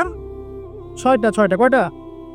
আল্লাহ বিশ্বাস, ফেরেশতাগণে বিশ্বাস, নবী রাসূলগণে বিশ্বাস, আসমানে কিতাব সমূহে বিশ্বাস, পরকালের জীবনে বিশ্বাস, তাকদীর বা ভাগ্যের ভালো মন্দে বিশ্বাস। এই 6টার মধ্যে শুধু কোরআন এবং মুহাম্মদ সাল্লাল্লাহু আলাইহি ওয়াসাল্লামকে বাদ দিয়ে আপনি কোনোটাই দেখেন না।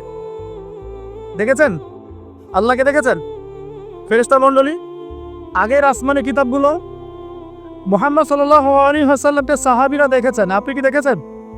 আগের নবী রাসূলদেরকে দেখেছেন? পরকালের জীবন দেখেছেন? তাকদীর বা ভাগ্যের ভালো মন্দ দেখেছেন? এই যে না দেখেছে আমরা বিশ্বাস করছি, এটার নাম হচ্ছে গায়েবে বিশ্বাস। কিসে বিশ্বাস? এটাই আল্লাহ পাক বলছেন আলিফ লাম মিম যালিকাল কিতাব লা রাইবা ফিহি। আলিফ লাম মিম, এটা এমন একটা কিতাব যে কিতাব নিয়ে কোনো সন্দেহ সংশয় নাই। হুদাল লিল মুত্তাকিন, এই কিতাব মুত্তাকিদেরকে পথ দেখাবে। কারা মুত্তাকি? আল্লাযীনা ইউমিনুনা বিল গায়বি যারা এই অদৃশ্যে বিশ্বাস করে, বলেন সুবহান। আল্লাহ পাকের আদেশ পালন করার নিমিত্তে, আর ইবাদত করার নিমিত্তে আমরা আল্লাহ পাকের এই আদেশগুলোকে না দেখেই বিশ্বাস করি। এখন কিছু মানুষ বলতে পারে, তাহলে এগুলোর বৈজ্ঞানিক ব্যাখ্যা কি? উত্তর হচ্ছে যে কোরআন এবং হাদিসের সবকিছুকে বৈজ্ঞানিক ব্যাখ্যার মানদণ্ডে উত্তীর্ণ হয়ে আসতে হবে জরুরি না এটা। কারণ বিজ্ঞানের অনুসিদ্ধান্তগুলো সময়ে সময়ে বদলে যায়। আল্লাহ রাব্বুল আলামিনের বিধান কখনো বদলাবে না ইনশাআল্লাহ। কথা কি বুঝতে পারছেন? আর আল্লাহ রাব্বুল আলামিন আমাদেরকে অসীম জ্ঞান দিয়ে সৃষ্টি করেন নাই, ক্ষুদ্র জ্ঞান দিয়ে সৃষ্টি করেছে।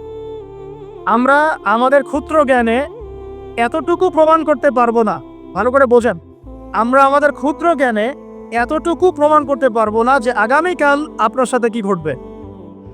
বলতে পারবেন? কেউ পারবে? তো যে মানুষ তার সাথে আগামীকাল কি ঘটবে সেটাই বলতে পারছে না, সেই মানুষ কি আল্লাহ রাব্বুল আলামিনের এই মহাবিশ্বের অসীম জ্ঞানের অতল তলে ডুব দিতে পারবে? আমি বলছিলাম ইমানের 6 পিলার কি আপনি চোখে দেখেছেন? তারপরে বিশ্বাস করি কিনা ভাই? আচ্ছা, এখন আমরা এই জায়গায় ছিলাম যে আল্লাহ পাকের জ্ঞানটা অসীম। আল্লাহ পাকের জ্ঞান কি ভাই? আমি অসীমের একটা উদাহরণ দিয়ে বোঝাচ্ছি। মনে করেন এখানে আমরা যারা উপস্থিত আছি, আমরা সবাই জান্নাতে চলে গেলাম, মনে করেন, আল্লাহ কবুল করুক। আর জান্নাতে যাওয়ার পরে কি সময় শেষ হয়ে যাবে? না, সময় আরো চলতে থাকবে। আচ্ছা, জান্নাতে যাওয়ার পরে 1 কোটি, 2 কোটি, 5 কোটি, 10 কোটি, 100 কোটি বছর পর এই জান্নাতীরা কি করবে, কি খাবে, কোথায় ঘুরবে, কোথায় ফিরবে, আল্লাহ রাব্বুল আলামিন এখনই সেটা জানেন। আলহামদুলিল্লাহ, বলেন আল্লাহু আকবার। আল্লাহকে চিনি একটু, আল্লাহ তাকে এখনই সেটা জানেন, এই মুহূর্তে জানেন। যদি এখানে কোনো ভাই থাকেন, ফর এক্সাম্পল অমুক ভাইয়ের নাম আব্দুল্লাহ, এই ভাই মনে করেন জান্নাতে যাবেন ইনশাআল্লাহ, কথার কথা বলছে, কথার কথা। এখন তিনি জান্নাতে যাওয়ার 100 কোটি বছর পরে কোন হুরের সাথে কোথায় ঘুরে বেড়াবেন আল্লাহ পাক এখনই যা জানেন। আল্লাহ পাককে চিনতে শিখুন। আবার আমাদের মধ্যে আল্লাহ না করুক কেউ যদি জাহান্নামে যায়, সে ব্যক্তি জাহান্নামে যাওয়ার কোটি কোটি বছর পর কি আযাব ভোগ করবে আল্লাহ পাক এখনই এই মুহূর্তে সেটা জানেন। এবং আগেও জানতেন। আল্লাহ পাকের কোনো শুরু নাই, আল্লাহ পাকের কোনো শেষ নাই। আল্লাহ পাকের কোনো শুরু নাই, আল্লাহ পাকের কোনো শেষ নাই। এমন নয় যে আল্লাহ পাক আমাদেরকে সৃষ্টি করে সৃষ্টিকর্তা হয়েছেন, রিজিক দাতা হয়েছেন, পালন কর্তা হয়েছেন, এমন নয়। সৃষ্টি করার আগে থেকেই আল্লাহ পাক সৃষ্টিকর্তা, পালনকর্তা, রিজিক দাতা সবকিছুই ছিলেন। বলেন আল্লাহু আকবার। আল্লাহ পাক একজন, তার কোনো শরীক নাই। আল্লাহ রাব্বুল আলামিনের জ্ঞান অসীম। এটার উদাহরণ হাদিসে দেওয়া হয়েছে এভাবে যে মুসা এবং খিদির আলাইহিস সালাম নৌকায় সফর করছেন, একটা পাখি এসে নদী থেকে 1 ফোঁটা পানি খেয়ে চলে গেল। তখন খিদির আলাইহিস সালাম বলছেন, হে মুসা, এই পাখিটা নদী থেকে যতটুকু পানি পান করতে পেরেছে, এই পানিটুকু হচ্ছে পুরো পৃথিবীর সমস্ত মাখলুকের জ্ঞান। আর এই পুরো নদীতে যত পানি আছে, এই সাগরে যত পানি আছে, এগুলো হলো আল্লাহ রাব্বুল আলামিনের জ্ঞান। আমি কি বুঝাতে পারছি ভাই? এখন সেই আল্লাহ রাব্বুল আলামিন যখন কোনো বিষয়কে সত্য বলবেন, সেটা সত্য কিনা আল্লাহ পাক এখন বলছেন, আমি জিন আর মানব জাতিকে শুধু আমার ইবাদত করার জন্য সৃষ্টি করেছি। তার মানে জিন সত্য কিনা? আচ্ছা, একটু বলে দেই, মানুষের মধ্যে যেমন ভালো মন্দ আছে, জিন জাতির মধ্যেও কি আছে? ভালো মন্দ আছে। দুষ্ট জিন মানুষের ক্ষতি করার চেষ্টা করে। কি করে ভাই? এবং দিন দিন কিন্তু এর প্রভাবটা বাড়ছে। তো এখান থেকে বাঁচার জন্য কিছু প্রোটেকশন আগে বলে দেই, তারপর সামনে যাই। প্রত্যেক দিন সকালে এবং সন্ধ্যায় 3 বার করে সূরা ইখলাস পড়বেন। কুল হুয়াল্লাহু আহাদ, আল্লাহুস সামাদ, লাম ইয়ালিদ ওয়া লাম ইউলাদ ওয়া লাম ইয়াকুল লাহু কুফুয়ান আহাদ। সকালে সন্ধ্যায় কয়বার? 3 বার। আর 3 বার পড়বেন সূরা ফালাক, কুল আউযু বিরাব্বিল ফালাক, এই সূরা। আর 3 বার পড়বেন সূরা নাস, কুল আউযু বিরাব্বিন নাস। এটা প্রত্যেক ফরজ নামাজের পর 1 বার করে পড়বেন আয়াতুল কুরসি। আয়াতুল কুরসি কোন সূরা আছে? কত নম্বর আয়াত? মাশাআল্লাহ, 255। আল্লাহু লা ইলাহা ইল্লা হুয়াল হাইয়ুল কাইয়্যুম, এখান থেকে শেষ পর্যন্ত। আর কি করবেন? রাতের বেলা ঘুমানোর সময় পড়বেন সূরাতুল বাকারা, এর শেষের 2টা বা 3টা আয়াত। লিল্লাহি মা ফিস সামাওয়াতি ওয়া মা ফিল আরদ, এখান থেকে ফানসুরনা আলাল কওমিল কাফিরিন পর্যন্ত। নবী সাল্লাল্লাহু আলাইহি ওয়াসাল্লাম বলেছেন, রাতের বেলা কেউ যদি সূরা বাকারার শেষের এই 2-3 আয়াত পড়ে ঘুমায়, সারা রাত আপনি যদি ইবাদতে থাকতেন যে নেকি পেতেন, এটা পড়ে ঘুমানোর ফলে সেই নেকি পাবেন ইনশাআল্লাহ। এখন বলেন দেখি, কতজনের সূরা বাকারার শেষের 3 আয়াত মুখস্থ আছে? মাশাআল্লাহ। তো এখন বলেন আমাকে, আল কোরআনের আলো ঘরে ঘরে কি জ্বলবে? বলেন। শোনেন, আমার কথা রাগ করেন না। আমরা তো সবাই চাই যে আল্লাহর কোরআন আল্লাহর জমিনে প্রতিষ্ঠা লাভ করুক, চাই কি না? তাহলে সবার আগে নিজের মধ্যে কোরআন কায়েম করতে হবে। কোথায়? আগে নিজের উপর কোরআন কায়েম করুন, নিজের উপর সুন্নাহ কায়েম করুন, নিজের উপর দিন কায়েম করুন, ইনশাআল্লাহ দিন ঘরে ঘরে পৌঁছে যাবে। প্রত্যেক ঘরের মানুষ এই নিয়াত করতে পারি কি ইনশাআল্লাহ যে আমরা সবাই কোরআন পড়া শিখবো ইনশাআল্লাহ, কোরআনের বাছাই করা কিছু আয়াত অন্তত মুখস্থ করবো ইনশাআল্লাহ। পুরা কোরআন তোমাদেরকে মুখস্থ করতে বলছি না, হয়তো অনেকে পারবে না, যারা পেরেছে তারা সৌভাগ্যবান আলহামদুলিল্লাহ। কমপক্ষে সূরা বাকারার শেষের 3 আয়াত পারবো না ভাই? আয়াতুল কুরসি পারবো না? সূরা ফালাক, সূরা নাস, সূরা ইখলাস, সূরা কাফিরুন, সূরা হাশরের শেষের 3 আয়াত, সূরা কাহাফ এর প্রথম 10 শেষ 10 আয়াত, সূরা কাহাফ প্রথম 10 শেষ 10 আয়াত, সূরা সফফাত এর প্রথম 10 আয়াত, সূরা আর রহমান, সূরা ইয়াসিন, সূরা মুলক। এই যে কমন জিনিসগুলো, এগুলো মুখস্থ করতে পারবো না ভাই ইনশাআল্লাহ? আল্লাহ পাক সবাইকে তৌফিক দান করুন বলি আমি। আর এখন যারা বিয়ে শাদী করেন নাই, নিয়াত করেন যে আপনাদের ঘরে যে সন্তান আসবে, আচ্ছা সন্তানের আগে বউয়ে আসে নাকি? আচ্ছা, যারা বিয়ে শাদী করেন নাই নিয়াত করেন, দিনদার, মুত্তাকি, পরহেজগার, কোরআনওয়ালা মেয়ে ছাড়া বিয়ে করার দরকার নেই। বাস বাস বাস বাস বাস। শোনেন, এর মানে এই নয় যে খালি মাদ্রাসার মেয়েদেরকে বিয়ে করবেন, বরং এমন অনেক দিনই বোন আছেন আমাদের স্কুল কলেজ ইউনিভার্সিটিতে পড়েন, তারা অনেক বেশি দিন চর্চা করেন মাশাআল্লাহ। আমি বলেছি কোরআনওয়ালা দিনদার পর্দাশীল নারী বিয়ে করবেন, এবং দ্বিতীয় নিয়াত করেন যে সন্তানই হবে কমপক্ষে একটা সন্তানকে হাফেজে কোরআন বানাবেন ইনশাআল্লাহ, একটা সন্তানকে আলেম বানাবেন ইনশাআল্লাহ। আপনার মেয়ে হলে সেই মেয়েকে আয়েশা রাদিয়াল্লাহু আনহার মতো বানান ইনশাআল্লাহ। আপনার ছেলে হলে আপনার ছেলেকে আবু বকর, ওমর, ওসমান, আলী রাদিয়াল্লাহু আনহুম আজমাইন তাদের আদর্শ করে তোলেন ইনশাআল্লাহ। পারা যাবে না ভাই? যখন ঘরে ঘরে কোরআনওয়ালা মানুষ তৈরি হবে না, আল্লাহর জমিনে আল্লাহর দিন এমনি প্রতিষ্ঠা হয়ে যাবে ইনশাআল্লাহ। বাতিল কোন দিক পালিয়ে যাবে ঠিক নাই। সবকিছু শেষ আছে না বলেন তো? সব কিছু শেষ আছে। নমরুদ আছে না নাই? দুনিয়াতে আছে। মানুষ তার নামও স্মরণ করে। যখন সে দুনিয়া ছিল মনে হচ্ছিল দুনিয়াটাই তার। তোর মনে হচ্ছিল কি দুনিয়াটাই নমরুদের? ফেরাউন দুনিয়া আছে না নাই? আছে। তার নামও কি মানুষ স্মরণ করে? যখন ফেরাউনের রাজত্ব ছিল, যুগ ছিল, তখন মনে হতো যে পুরো দুনিয়াটাইও। কথা বুঝতে পারছেন না? এরকম প্রত্যেক যুগে ছিল। আজ জাতির নাম শুনেছেন? আজ জাতি এই তাল গাছের সমান লম্বা চওড়া ছিল এক একজন। বিশ্বাস করছেন না? তাল গাছের সমান লম্বা চওড়া ছিল, এবং পাহাড় কেটে কেটে তারা বাড়িঘর নির্মাণ করত। তাদের কাছে আল্লাহ পাক নবী হিসেবে পাঠিয়েছিলেন হুদ আলাইহিস সালামকে। কোন নবী? সূরা হুদ পড়ে দেখবে। আপনি যদি কবিতা, সাহিত্য, ছন্দ এগুলো পছন্দ করেন তাহলে সূরা হুদ আপনার জন্য। সুবহানাল্লাহ। আপনি যদি কবিতা, সাহিত্য, ছন্দ, বালাগাত পছন্দ করেন, সূরা আর রহমান আপনার জন্য, সূরা হুদ আপনার জন্য, সূরা শুআরা এগুলো আপনার জন্য। এত চমৎকার কাব্যিক বিন্যাস আছে, মানে কবিতার ছন্দে ছন্দে উপন্যাস ব্যাখ্যা করা হয়েছে বলে। সুবহানাল্লাহ। মানুষ তো কোরআনকে মূল্যায়ন করে না। আমি লাস্ট জুমার খুতবায় একটা লেকচারে বলেছিলাম, সূরা ইউসুফ, এই যে এখন সারা বিশ্বে অর্থনীতি নিয়ে যে কত কথা হচ্ছে, অর্থনৈতিক সংকট, এইটা সেটা বলা হচ্ছে না? সবার ঘরে ঘরে এগুলো আলোচনা হয় তো, মাশাআল্লাহ। আপনি বিশ্বাস করেন সূরা ইউসুফের মাত্র 4টা আয়াতের মধ্যে আল্লাহ পাক এই পুরো বিশ্বের অর্থনৈতিক সমস্যার সমাধান দিয়ে দিচ্ছেন। বলে দেব কি সমাধান? পরে বলছি। আগে আপনাদের এই পয়েন্টটা শেষ করি। ঘরে ঘরে কোরআনওয়ালা মানুষ তৈরি হবে তো ইনশাআল্লাহ। আল্লাহ কবুল করুন বলি আমিন। কোরআনের এই বিশেষ সূরাগুলো মুখস্থ করতে পারবো তো ইনশাল্লাহ ভাই?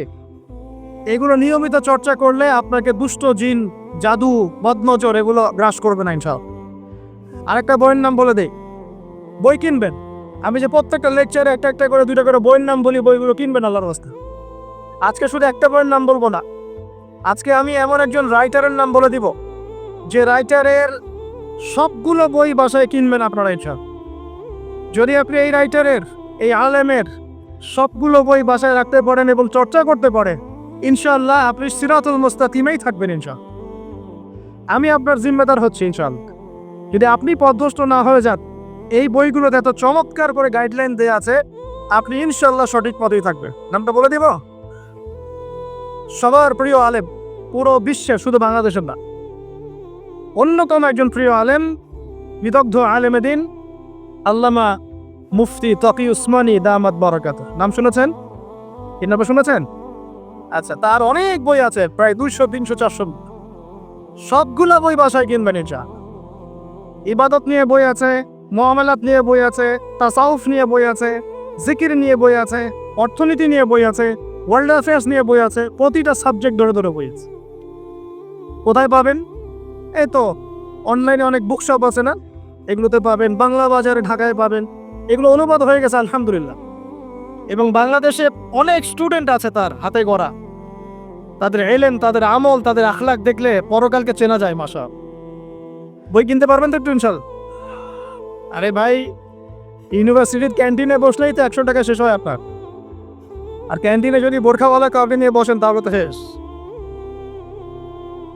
এখন সহি প্রেম করে মানুষ। এক ভাই প্রশ্ন করেছে সেদিন, কালকেই, যে সে দিনের পথে ফিরে এসেছে কিন্তু তার গার্লফ্রেন্ডকে ভুলতে পারে না। তা বলছে, ভাই তাকে দাওয়াত দেওয়ার খাতিরে হলেও কি ফোনে কথা বলা যাবে? কি উত্তর দিব বলেন? আপনি পবিত্র হতে চাচ্ছেন কি না? পবিত্র হতে চাচ্ছেন, পবিত্র পথে আসতে চাচ্ছেন, তাহলে অপবিত্র পথে আবার কেন ফিরে যান? এগুলো কি হালাল না হারাম? আল্লাহ পাক বলেছেন, লা তাকরাবু জিনা, জিনার ধারের কাছেও যেও না, ধারের কাছেও যেও না। দেখেন, এই একই কথা আল্লাহ পাক আদম এবং হাওয়া আলাইহিস সালামকে এইরকম শব্দে বলেছিলেন, ওয়ালা তাকরাবা হাদিহি শাজারা, তোমরা এই গাছের ফল খেও না এমন নয়, তোমরা এই গাছের কাছেও যেও না। আমার কথা কি বুঝতে পারছেন? মানে এই বাস অতিক্রম করে এসো না এমন নয়, এই বাসের কাছেও বসবো না। বুঝতে পারছেন কথা? একইভাবে আল্লাহ বলছেন, ওয়ালা তাকরাবু জিনা, তোমরা জেনা করো না এমন নয়, জেনার কাছেও। ফিজিক্যাল রিলেশন তো অনেক দূরের কথা, হারাম। আপনি ফোনেও কথা বলবেন না, আল্লাহ পাক তৌফিক দান করলেন। আপনি যদি পবিত্র থাকতে পারেন, ইনশাআল্লাহু তাআলা আল্লাহ পাক আপনাকে আপনার উপযুক্ত পাত্রী দিবেন ইনশাআল্লাহ। আর যদি আপনি পবিত্র থাকতে না পারেন, এমন হতে পারে যে হয়তো আপনি পবিত্র কাউকে পান নাই, হতে পারে কিনা? আচ্ছা প্রিয় ভাইরা, বইটা কিনবেন। বইটার নাম, দোয়ার বইটার নাম হলো হিসনুল মুসলিম। কি নাম? হিসনুল মুসলিম। যদি কিনতে না পারেন, ওই যে প্লে স্টোরে ঢোকেন, প্লে স্টোরে ঢুকে দেখবেন যে একটা অ্যাপস আছে হিসনুল মুসলিম। এখানে যতগুলো দোয়া আছে সবগুলো দোয়া আগামী 1 বছরের মধ্যে মুখস্থ করবেন। রাজি আছেন কিনা? আর এখানে সকাল সন্ধ্যায় পড়ার জন্য কিছু দোয়া আছে, সকাল সন্ধ্যায় পড়ার। এই দোয়াগুলো আল্লাহর ওয়াস্তে মুখস্থ করবেন। পারবেন ইনশাআল্লাহ? আল্লাহ তৌফিক দান করবেন। আমি আর একটা আমল বলে দিব, তারপর সামনে যাব। সেটা হলো 5 ওয়াক্ত নামাজ তো পড়েন মাশাআল্লাহ, নাকি? কারা কারা নামাজ 5 ওয়াক্ত পড়েন হাত তোলেন দেখি। আলহামদুলিল্লাহ, মাশাআল্লাহ, হাত নাও। আর যারা নামাজ পড়েন না, তাদেরকে আমি একটা হাদিস শোনাবো, একটা হাদিস শুনবেন। নবী সাল্লাল্লাহু আলাইহি ওয়াসাল্লাম বলেছেন, قال النبي صلى الله عليه وسلم بين العبد وبين الكفر والشرك ترك الصلاة। আল্লাহ পাকের বান্দা আর একজন কাফের মুশরিকের মধ্যে পার্থক্যই হচ্ছে নামাজ।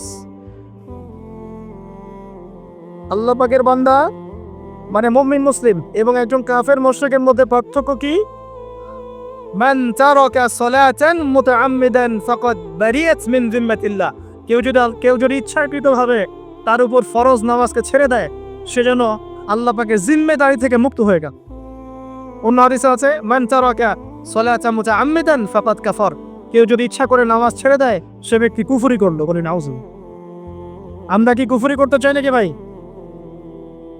নামাজের কথা বলেছি, 5 ওয়াক্ত নামাজ কারা কারা করেন না হাত তোলেন এবার। আচ্ছা, লজ্জা কিছু নাই, এখন আমার সাথে তওবা করেন। আমার সাথে তওবা করেন, বলেন আস্তাগফিরুল্লাহ আল্লাযী লা ইলাহা ইল্লা হুয়াল হাইয়ুল কাইয়্যুম ওয়া আতুবু ইলাইহি। আল্লাহর কাছে সাক্ষী রেখে বলেন, আল্লাহ আমি জীবনে যত রাকাত নামাজ ছেড়ে দিয়েছি এর জন্য আমাকে মাফ করে দাও। ইনশাআল্লাহ আগামী জীবনে আমি বিনা ওজরে এক ওয়াক্ত নামাজও বাদ দিব না ইনশাআল্লাহ। রাজি আছেন ইনশাআল্লাহ? বাস এই একটা নসিহত যদি আজকে আপনারা আমল করতে পারেন, ইনশাআল্লাহ আজকের মাহফিল সফল করা যাবে। আর বই কিনতে বললেন, 1 নম্বর কোন বই বলেন? হিসনুল। আর কোন আলেমের নাম বলেছি? আল্লামা, জুড়ে বলেন। তার অনেকগুলো বই আছে, কেনার চেষ্টা করবেন তো ইনশাআল্লাহ। আল্লাহ পাক তৌফিক এনায়েত করুন, বলি আমিন। তাহলে আমরা সূরা যারিয়াতের 56 নম্বর আয়াতে কি শিখেছি ভাই? আল্লাহ রাব্বুল আলামিন আমাদেরকে সৃষ্টি করেছেন কেন? তার ইবাদত করার জন্য আছে। এখন আমাকে বলেন যে আল্লাহ পাকের ইবাদত করার জন্য আল্লাহ পাক এই দুনিয়াতে আমাদেরকে কত বছর সময় দিয়েছেন বলেন দেখি? সর্বোচ্চ কত হবে? সর্বোচ্চ 60, 70, 100 হতে পারে। এই তো। আমরা কি চিরস্থায়ী থাকবো এখানে না চলে যাব? আচ্ছা, দুনিয়ার জীবনটা তাহলে কি? আল্লাহ পাক বলছেন, আল্লাযী খালাকাল মাউতা ওয়াল হায়াতা লিয়াবলুয়াকুম আইয়ুকুম আহসানু আমালা। আল্লাহ পাক জীবন মৃত্যু সৃষ্টি করেছেন কেন? আল্লাহ পাক পরীক্ষা করার জন্য যে এই দুনিয়ার জীবনে আমলে কে শ্রেষ্ঠ। দুনিয়ার জীবনে আসার উদ্দেশ্য পেয়েছি আল্লাহর ইবাদত করা। এখন পেলাম আল্লাহ জীবন মৃত্যু কেন সৃষ্টি করেছেন? আমলে পরীক্ষা করার জন্য যে কে শ্রেষ্ঠ হচ্ছে। আমাদের উদ্দেশ্য কি? আমাদের উদ্দেশ্য হচ্ছে পুলসিরাত পার হয়ে জান্নাতে যাওয়া। উদ্দেশ্য কি? পুলসিরাত পার হয়ে জান্নাতে যাওয়া। সূরা আলে ইমরানের 185 নম্বর আয়াতে আল্লাহ পাক বলেছেন, কুল্লু নাফসিন যায়িকাতুল মাউত। প্রত্যেকটা নফস মৃত্যুর স্বাদ গ্রহণ করবে। এরপর কিয়ামতের মাঠে তাদের আজর তাদেরকে পূর্ণ মাত্রায় বুঝিয়ে দেওয়া হোক। আল্লাহ পাক বলছেন, ফামান যুহজিহা আনিন নারি ওয়া উদখিলাল জান্নাতা ফাকাদ ফাজ। ওই দিন যে ব্যক্তিকে জাহান্নাম থেকে বাঁচানো হবে এবং জান্নাতে প্রবেশ করানো হবে সেই ব্যক্তি হচ্ছে সফল। কথা ঠিক কিনা?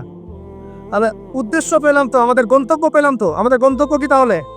জান্নাত। এখন এই দুনিয়ার জীবনে আমরা সর্বোচ্চ হয়তো 100 বছর বাঁচবো, আল্লাহ ভালো জানেন, তাই তো? এই দুনিয়ার জীবনের এই হায়াতের সবচেয়ে ইম্পর্টেন্ট টাইমটা কোনটা বলেন?